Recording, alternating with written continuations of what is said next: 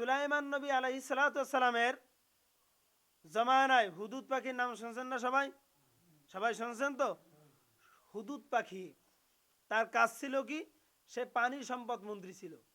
মানে যে জায়গায় যাইতো এই হুদুদ পাখি পানি সংগ্রহ করে দিত, পানির খোঁজ দিত। তার চোখের পাওয়ার এত ছিল।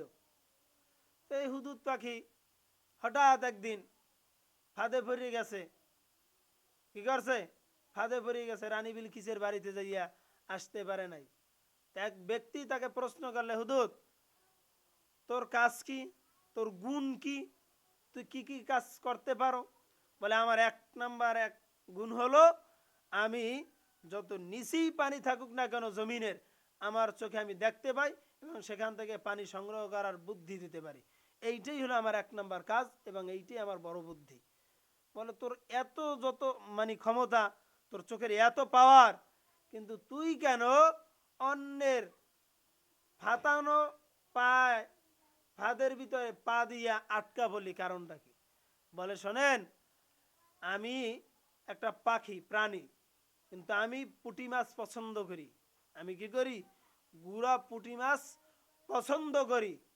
তো পুঁটি মাছ দেখলে আমার উপরে কে আক্রমণ করবে, কে আমার জন্য আসলে কল পাচ্ছে, ওইটা আমি দেখি না। আমার লোভে পড়িয়া আমি পুরোটা অন্ধ হয়ে যাই। পুরোটা কি হয়ে যায়?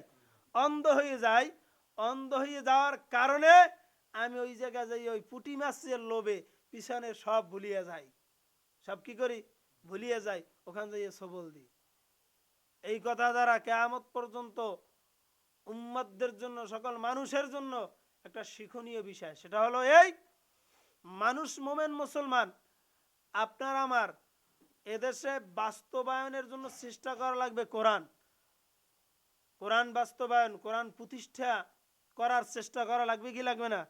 মুসলমান হইলে প্রত্যেকের এইটা ইমানি দায়িত্ব, কিন্তু এইগুলা ভুলিয়া যায়।